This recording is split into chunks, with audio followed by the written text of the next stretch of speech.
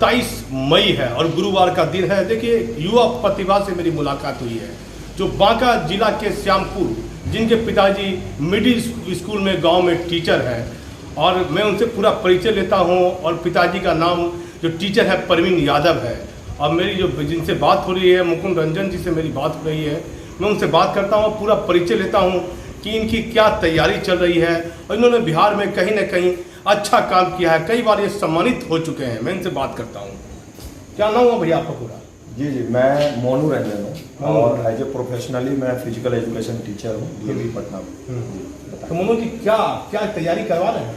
Actually देखिए, आजकल का जो दौर है, फिजिकल एक्टिविटी बच्चे उससे मतलब छूट रहे हैं। फिजिकल से कोई नहीं है, सभी वीडियो गेम, पबजी, तो ये वो सब लगे हुए रहते हैं। लेकिन फिजिकल एजुकेशन, फिजिकल एक्टिविटी आजकल यदि आप जिंदा हैं, 1 से 1.5 घंटा या 1 घंटा मिनिमम 24 घंटे में 1 घंटा आप जरूर निकाल करके दें। फिजिकल एक्टिविटी जितना आप टीचर हैं और आप फिजिकल की तैयारी कर रहे हैं, ये कुछ समझ में नहीं आया? मैं मतलब पापा भी हमारे टीचर हैं। पापा का भी एक्सपेक्टेशन था कि मैं फौज में नहीं जाऊं। मैं NCCC होल्डर भी था, बेस्ट कैडेट भी था। प्रतिभा देवी सिंह पाटिल के साथ मैं सम्मानित भी हुआ था 2007 में। और उसके बाद मुझे फौज में जाने का या डिफेंस लाइन में जाने का बहुत शौक था, लेकिन मेरे पापा ने बोला कि नहीं, आप टीचर बनो या टीचिंग लाइन में जाओ। तो मैंने अपने प्रोफेशन को फिजिकल एजुकेशन टीचर के तौर पे मैंने चुना। और इससे आपको ये शिक्षा मिली? ये इंस्पायर मुझे अपने गांव ने दिया।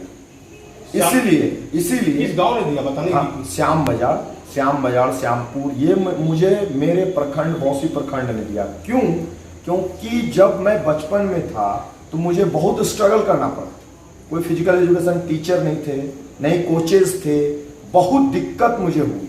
क्योंकि अब देखिए, आप फिजिकल एजुकेशन यदि आप करते हैं तो उसके लिए टीचर होना बहुत आवश्यक है स्कूल में, क्योंकि मुझे कभी नहीं मिला।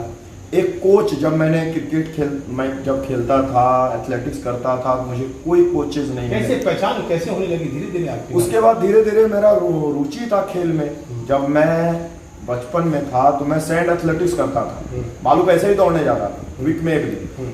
और जब मैं उसके बाद फिर वीक में 1 दिन पहाड़ पे जाता था, मंदार पहाड़, मतलब हिल वर्कआउट। तो ये सब जब वर्कआउट करने लगा तो उसके बाद जब मैं यहाँ से 10th करने के बाद जब SP कॉलेज में मैं दाखिला लिया +2 के लिए, तब वहां पे मुझे एक प्लेटफॉर्म मिला। तो उसी तरह का वर्कआउट जो मैं पहले बचपन में करता था, वो वर्कआउट मुझे करने को मिल रहा था। तब मुझे लगा कि मुझे बिना कोई कोचिंग का, बिना किसी टीचर का, मैं इस तरह का वर्कआउट कर रहा हूँ कि ये इस मतलब बांका जिला में से बौसी प्रखंड जो है, ये इस मिट्टी का ये है आशीर्वाद। कार्य किया, कहाँ सेवा? मैं सबसे पहले CND हाई स्कूल में 1 साल काम किया, और ऐसे ही मतलब एज ए एडॉप्ट किया, मतलब एज ए आपका जो होते हैं हेडमास्टर साहब, उन्होंने मुझे रिक्वेस्ट किया कि आप 1 घंटा सुबह और 1 घंटा शाम में बच्चों को ट्रेनिंग दें। मतलब कोई ये नहीं था, किस चीज की ट्रेनिंग दें? मतलब फिजिकल का, कोचेस का, एथलेटिक्स के लिए बच्चों को तैयार करना, कबड्डी का तैयार करना, या खो-खो का बच्चों को तैयार करना। मैंने सबका टीम भी बना दिया था। वो सरकारी एकदम एक तरह से निःशुल्क ही था मेरा। 1 साल तक मैं निःशुल्क दिया सेवा CND हाई स्कूल में, वो गवर्नमेंट स्कूल थी। उसके बाद जैसे ही 1 साल पूरा हुआ, उसके बाद मुझे एक्सपीरियंस मिल गया 1 साल का। उसके बाद मैं सेंट जोसेफ बांका गया। सेंट जोसेफ बांका में लगभग 3-3.5 साल मैंने वर्क किया। उसके बाद मैं सीधे लोयला गया। लोयला हाई स्कूल में मैंने वर्क किया। लोयला हाई स्कूल में मैंने 4 साल रहा। उसके बाद फिर वहां से निकल कर सभी जगह क्या प्रैक्टिस? वही खेलकूद का। उसके बाद वहां से सेंट जेवियर गया। सेंट जेवियर में 4-5 साल रहा। उसके बाद DAV में और NIT में मैंने वर्क किया, और अभी कर रहा हूँ। अभी मैंने क्लियर भी किया है, बिहार टेट मैंने क्लियर किया है, जहाँ पे हाई स्कूल में मेरी नियुक्ति होगी। लगभग 100 में 84 नंबर मुझे आया है, 84% आया है। ऐसी तो बिहार में कई प्रतिभा होगी, लेकिन एक शिक्षक का पुत्र कैसे देखिए नाम रोशन कर रहा है अपने पिता का और अपने परिवार का। हर जगह इन्होंने सेवा दी और निःशुल्क सेवा दी है। मैं इनसे बात करता हूं कि बिहार में नीतीश कुमार का शासन है, क्या प्रभावित है नीतीश कुमार के कार्यों से आप? देखिए, नीतीश कुमार जी का यदि शासनकाल आप देखें तो शुरू का 5 साल बहुत ही अच्छा था युवा के लिए। और अभी मतलब अब आप देखें तो अफसर शाही हो गया है, कोई ढंग से काम नहीं कर रहा है। अब दरोगा का ही ले लें बच्चे दरोगा में 3 साल तक मेहनत किए, लेकिन अचानक से 22 तारीख को उनका एग्जाम है। अब उसी दिन जो परंपरा चलते आ रहा है 20 साल से कि टाइगर जंप लिया जा रहा था पहले, और उसी दिन 20 तारीख को ही 22 तारीख को बैंड कर दिया गया टाइगर जंप, आप नहीं कर सकते हैं। ये कौन सा रूल है? आपको कोई भी चेंजिंग करना है तो पहले अग्रिम सूचना तो देंगे आप बच्चों को। बच्चे मेंस का तैयारी, पीटी का तैयारी करते हैं, फिर मेंस का तैयारी करते हैं, उसके बाद लास्ट में फिजिकल का आते हैं। फिजिकल में दौड़ में भी पास कर जाते हैं सर, लॉन्ग जंप में भी पास कर जाते हैं, शॉर्टपुट में भी पास कर जाते हैं। लटक कहाँ रहे हैं? उनके गलती के कारण, मतलब वर्चस्व कायम करने के कारण वो टाइगर जंप में अनसेलेक्ट हो जाते हैं, तो 3 सालों का बर्बाद हो जाता है। और सपना जो बचपन से वो सपना समझा, सपना देखा वर्दी पहनने का, स्टार पहनने का, उसका चूर चूर हो जाता है। और मैं दरोगा पे इसीलिए बोलता हूँ क्योंकि मेरा निःशुल्क प्रशिक्षण मेरा चल रहा है, चलते आ रहा है। 7 साल, हाँ सर, सिपाही को, पुलिस को, दरोगा को, आर्मी को, बहुत सारे बच्चों को दे रहे हैं। अभी 4 जिले में मेरा बना हुआ है, बांका, भागलपुर, मुंगेर और पटना।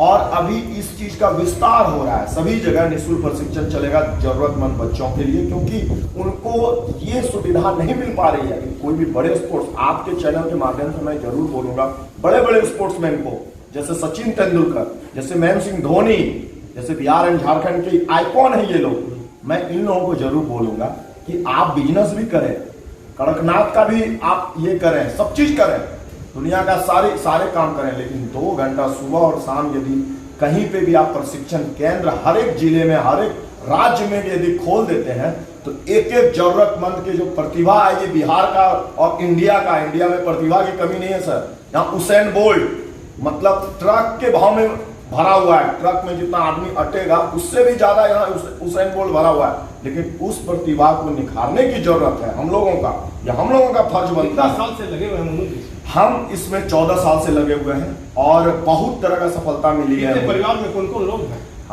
हम 3 भाई हैं, मेरे पापा, मम्मी मेरी हाउस वाइफ है, पापा हेडमास्टर। और भी कोई भाई सरकारी नौकरी में, जॉब में मेरे पापा हैं और मैं अभी हूँ, और मेरे दोनों भाई प्रिपरेशन में लगे हुए हैं, और आंटी मेरी चाची सरकारी नौकरी कर रही हैं, और भी जितने भी आंटी हैं और भी बहुत सरकारी नौकरी में है। मेरे मौसा जी सरकारी नौकरी में थे, मेरे मौसी जी, मेरा मतलब हम बचपन का 6-7 तक मैंने यहीं से पढ़ा है, इसाकचक से। तो मौसा जी भी टीचर थे। क्या इसमें और आगे क्या करने का मन है? मैं तो बस इतना प्रयास में लगा हूं कि हर एक जिले में गुरुकुल फिजिकल सेंटर होगा। अभी 4 जिले में गुरुकुल फिजिकल सेंटर चल रहा है, निःशुल्क प्रशिक्षण केंद्र, और ये सभी जिले में, पूरे बिहार के हर एक जिले में पहले मैं खोलूंगा, उसके बाद देश के हर एक जिले में खोल करके मैं ये चीज का स्थापित करना चाहूंगा कि कोई भी जरूरतमंद बच्चे, कोई भी पैसे के बिना, ये नहीं कि उसके पास पैसा नहीं है, उसके पास उपयोग नहीं है, या उसके पास व्यवस्था नहीं है, या टीचर नहीं है, वो अपना मतलब होता है ना सर कि मार्गदर्शक नहीं है और वो अपना तैयार नहीं हो पाया। जो मैंने कष्ट देखा है बचपन में, वो मैं कष्ट पूरे बिहार का, पूरे देश का युवा के साथ कभी भी नहीं होने दूंगा। यही मेरा नाम मोनू रंजन। देखिए, मोनू रंजन ठीक थे, एक शिक्षक के ये लड़के हैं, और किस तरह अपने जज्बे और अपनी प्रतिभा को पूरे बिहार में चाहते हैं कि ये युवा लोग को ट्रेनिंग देकर वर्दी की तैयारी, जो सिपाही की तैयारी कर रहा, दरोगा की तैयारी कर रहा, निःशुल्क ये उनको निरीक्षण देंगे, उनको ट्रेनिंग देने तैयार है। और जो कहीं ना कहीं जो वॉलीबॉल के खिलाड़ी हैं, क्रिकेटर हैं, क्रिकेट खेल के प्रति भी इनकी भावना रुचि है, कई स्कूल में भी इन्होंने ट्रेनिंग दी है। देखिए, ऐसे युवाओं की बिहार में कहीं ना कहीं कमी भी देखी जा रही है, लेकिन देखिए ऐसे कौन जो अपने परिवार को छोड़कर, एक टीचर का, एक शिक्षक का लड़का किस तरह बांका जिला के छोटे से श्यामपुर गांव से आकर बिहार के कई जिलों में निःशुल्क लोगों को ट्रेनिंग दे रहा है। मैं इसमें भागलपुर से दीपक नौरंगी।